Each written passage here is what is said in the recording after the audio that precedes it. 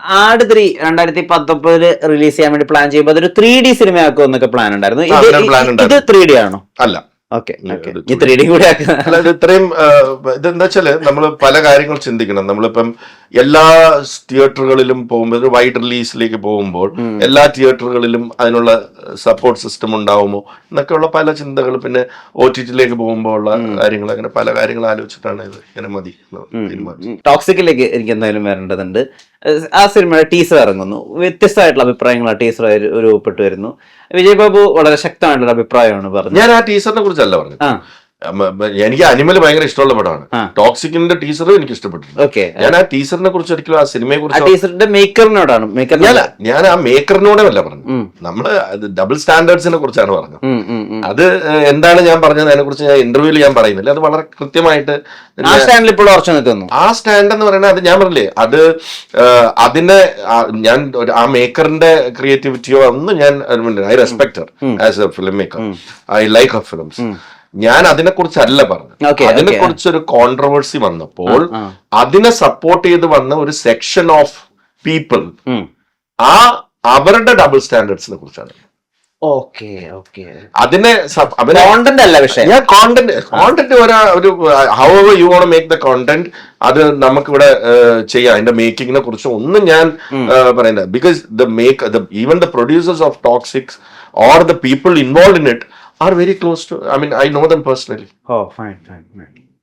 I know them personally. ഞാൻ ആ സിനിമയെ കുറിച്ച് പറയാൻ ഞാൻ ആളല്ല. അത് വളരെ നല്ലൊരു സിനിമയാവട്ടെ, നല്ലൊരു സിനിമ ആയിരിക്കുമെന്ന് തന്നെയാണ് ഞാൻ പ്രതീക്ഷിക്കുന്നത്. I know അങ്ങനെ ആ സിനിമയുടെ ജോണർ അതാണ്. ഇപ്പൊ KGF പോയിട്ട് നമ്മൾ കോമഡി ഇല്ല എന്ന് പറഞ്ഞിട്ട് കാര്യമുണ്ടോ? അതേപോലെ അനിമൽ സിനിമ, അതിനെല്ലാം അതിൻ്റെതായ സ്പേസ് ഉണ്ട്. ഞാൻ പറഞ്ഞത് ആ സിനിമയുടെ അതിന്റെ ഒരു ചർച്ച വന്നപ്പോൾ certain group or certain collective of people who were involved in various other controversies in the past came up with some double standard statements. Okay, fine. Which I am against. Okay. അല്ലേ? അതിനെ കുറിച്ച് ഞാൻ കൂടുതൽ പറയേണ്ട കാര്യമില്ല. അത് നിങ്ങൾക്ക് തന്നെ അറിയാം ഞാൻ എന്താ പറയണേ.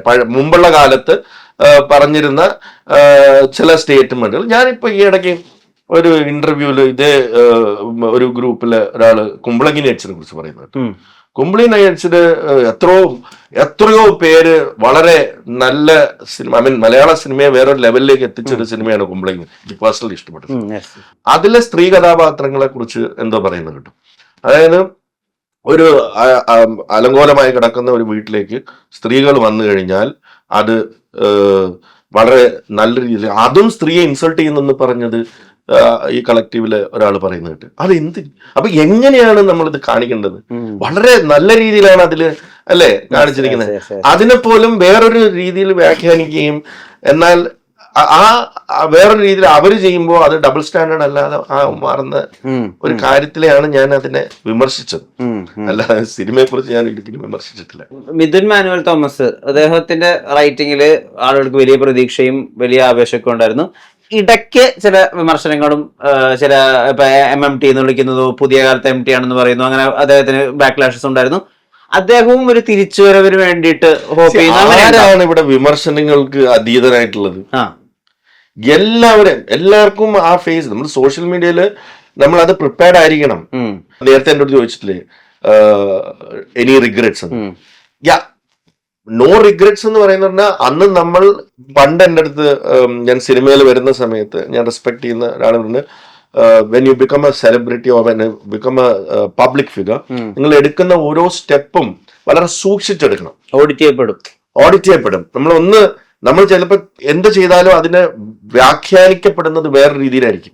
നമുക്കത് പോയി കറക്റ്റ് ചെയ്യാൻ പറ്റില്ല. അത് ഓരോ ഇതിലും എങ്ങനെ പോയി കറക്റ്റ് ചെയ്യാൻ പറ്റും? നമ്മൾ അതിന്റെ കാരണം നമ്മളൊരു ചട്ടക്കൂട്ടിനകത്താണ് അപ്പൊ നിൽക്കേണ്ടി വരിക.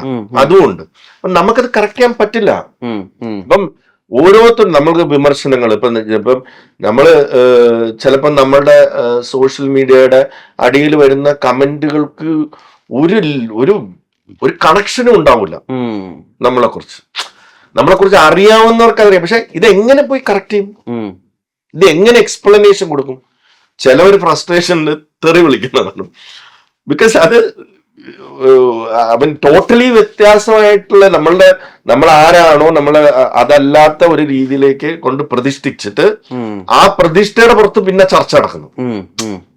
ആ അതായത് ഇപ്പം ഒരാളുടെ ഒരിക്കലും ഇല്ലാത്ത ഒരു സ്റ്റോറിയിലേക്ക് ആരോ കൊണ്ട് പ്രതിഷ്ഠിച്ചു, അതൊരു സ്റ്റോറി ആയിട്ട് എവിടെയോ കിടക്കുന്നു, അതിന്റെ പേരിൽ ചർച്ച നടക്കുന്നു, അതിന്റെ പേരിൽ വേറൊരു സ്റ്റോറി ഡിറൈവ് ചെയ്യപ്പെടുന്നു, അങ്ങനെ പൊക്കോണ്ടിരിക്കുക. അപ്പൊ ഇതിന്റെ റൂട്ട് കോഴ്സ് എവിടെ പോയി ഇതൊക്കെ കറക്റ്റ് ചെയ്യും നമ്മളൊക്കെ. അതുകൊണ്ട് ഇപ്പൊ മിഥുൻ മാനുവൽ തോമസിനെ വിമർശിക്കുന്നു, അത് മിഥുൻ പറഞ്ഞു MMT ആയിട്ട് കമ്പയർ അത് വേറെ ആരോ വ്യാഖ്യാനിച്ചതാണ്. മിഥുൻ അങ്ങനെ പറഞ്ഞിട്ടുമില്ല, മിഥുൻ അങ്ങനെ സ്വപ്നത്തിൽ പോലും ചിന്തിക്കുന്ന ഒരാളുമല്ല. അതിനെക്കുറിച്ച് എവിടെയൊക്കെയോ നടന്ന ചർച്ചകളിൽ ആ ചർച്ചകളെ ബേസ് ചെയ്ത് നിങ്ങൾ എന്നോട് ചോദ്യം ചോദിക്കുന്ന അവസ്ഥയിലേക്ക് എത്തിയിരിക്കുന്നു അല്ലേ? അതിന് ഞാൻ എന്തുത്തരം പറയാനാണ്? കാരണം എനിക്ക് മിഥുനെ വ്യക്തമായിട്ട് അറിയാം, മിഥുനെ എത്രയോ വർഷമായിട്ട് അറിയാം, മിഥുനെ ആദ്യമായിട്ട് അപ്പൊ 10-12 വർഷമായിട്ട് അറിയാവുന്ന മിഥുൻ എൻ്റെ അടുത്ത് ഇങ്ങനെ ഒരു ചോദ്യം ഞാനും മിഥുനോട് ചിരിക്കും. ഇതിനറിയോ ഇങ്ങനെയൊക്കെ വരുന്നുണ്ട്. നമ്മൾ നോക്കാൻ പോയാൽ നമ്മൾ എന്തൊക്കെ ഇപ്പൊ ഒരു സമയം കഴിയുമ്പോണ്ടല്ലോ നമ്മള് ഈ സോഷ്യൽ മീഡിയയിലൂടെ ഇപ്പൊ ഓരോ സിനിമ ഇറങ്ങുമ്പോഴും വിമർശനങ്ങൾ, അത് പിന്നെ നമ്മുടെ ലൈഫിൽ ഉണ്ടാവുന്ന കാര്യങ്ങൾക്ക് ഇഷ്യൂസ് ബേസിക്, അതിന്റെ പുറത്ത് ചർച്ചകൾ, അതിന്റെ പുറത്ത് കാര്യങ്ങൾ, പിന്നെ ഓരോ കാര്യങ്ങളും നമ്മളിപ്പോ ഒരു സ്റ്റേറ്റ്മെന്റ് ഇട്ട് അതിന്റെ പുറത്ത് ചർച്ചകൾ കഴിവതും ഇപ്പം ഇട്ട് ഇതായിരുന്നു. പക്ഷെ ഒരു സമയമാകുമ്പോൾ നമ്മളങ്ങ് പ്ലാസ്റ്റിക് ആയി മാറും. ഇതൊന്നും നമ്മളെ എഫക്റ്റ് ചെയ്യാത്ത ഒരു രീതിയിലേക്ക് നമ്മൾ എത്തപ്പെടും. ഞാൻ ഓൾമോസ്റ്റ് എത്തി. ബിക്കോസ് നമുക്ക് അതിലൊക്കെ വലിയ കാര്യങ്ങൾ, നമ്മളിപ്പോ ഇങ്ങനെയൊക്കെ ഉള്ള കാര്യങ്ങൾ കാണുമ്പോൾ ചിരിക്കുകയാണ്. ഇങ്ങനെ എന്താ പറയാല്ലാണ്ട് നമുക്ക് നമ്മള് പ്ലാസ്റ്റിക് ആയി മാറും. നമ്മൾ ഇതൊന്നും അഫക്റ്റ് ചെയ്യുന്നില്ല. നമ്മുടെ കോർ ഏരിയ എന്നാണ് നമ്മുടെ ഫോക്കസ്, അതിൽ നമ്മൾ വിജയിച്ച് നിന്നാൽ ഇത് നമ്മളുടെ എല്ലാവരും നമ്മുടെ കൂടെ ഉണ്ട്.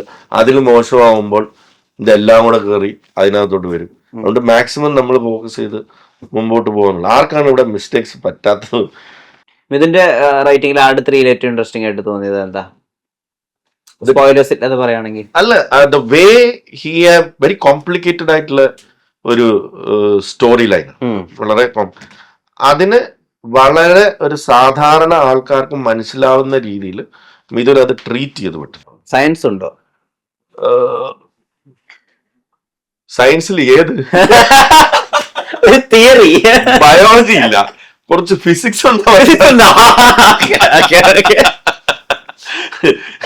ബയോളജിയും കെമിസ്ട്രി ഇല്ല, കുറച്ച് ഫിസിക്സ് ഉണ്ടോ? അതായത് 10ാം ക്ലാസ് വിദ്യാഭ്യാസമുള്ളവരും ഇതില് പിന്നെ വേറൊരു വലിയ ചലഞ്ച് ഉണ്ടായിരുന്നു എന്ന് പറഞ്ഞാല്, ആട് എന്ന് പറയുന്നത് ഒരു 10 വയസ്സുള്ള ആൾക്കും 60 വയസ്സുള്ള ആൾക്കും 80 വയസ്സുള്ള ആൾക്കും ഒരുമിച്ചിരുന്ന് എൻജോയ് ചെയ്യണം എന്ന് ആയിരുന്നു നമ്മുടെ ഒരു ഇത്. അപ്പം ഈ ജെൻനെക്സ്റ്റ് കോമഡി ചില വാക്കുകൾ അത് ചിലപ്പോ ഒരു നമ്മുടെ സീനിയർ സിറ്റിസൺ അത് മനസ്സിലാവണമെന്നില്ല. യെസ്. അപ്പൊ ഇതിന്റെ ഒരു ബാലൻസിങ് എങ്ങനെ കൊണ്ടുവരണം എന്നുള്ളൊരു വലിയ ചലഞ്ചായിരുന്നു. കാരണം ചളി എന്ന് പറഞ്ഞ വാക്കിപ്പം സോഷ്യൽ മീഡിയയിൽ അതും ആവാൻ പാടില്ല എന്നാൽ ടോട്ടലി. അപ്പൊ ഇതെങ്ങനെയാണ് ഇത് ബാലൻസ് ചെയ്തൊരു സ്റ്റോറിയും പറയാനുണ്ട്. അപ്പൊ ഈ സ്റ്റോറി ടെല്ലിംഗ് ഇതിനകത്ത് വളരെ ഇമ്പോർട്ടന്റ് ആണ്. അപ്പൊ നമ്മള് ഇപ്പൊ ആട് 2 ആദ്യം തൊട്ട് അവസാനം വരെ അട്ടഹസിച്ചിരുന്ന് ചിരിക്കുക, അങ്ങനത്തെ കോമഡികളായിരുന്നു. അത് ചിലപ്പോ ഇന്നിട്ടാൽ എല്ലാ ഓഡിയൻസിനും അത് കണക്ട് ആവോ എന്ന് എനിക്കറിയില്ല. ഇന്നിട്ടാൽ അതിലിഷ്ടപ്പെടുന്ന ഓഡിയൻസ് ഉണ്ട്. അപ്പൊ അതിന്റെ അന്ന് 15 വയസ്സുണ്ടായിരുന്ന ആൾക്ക് ഇന്ന് 25 വയസ്സുണ്ട് ആട് വന്നിറങ്ങുമ്പോൾ. അന്ന് 30 വയസ്സുണ്ടായിരുന്ന ആൾക്ക് ഇന്ന് 40 വയസ്സ്, അന്ന് 40 ഉള്ള 50 വയസ്സ്. അപ്പൊ അവരുടെ ടേസ്റ്റും മാറിക്കൊണ്ടിരിക്കും.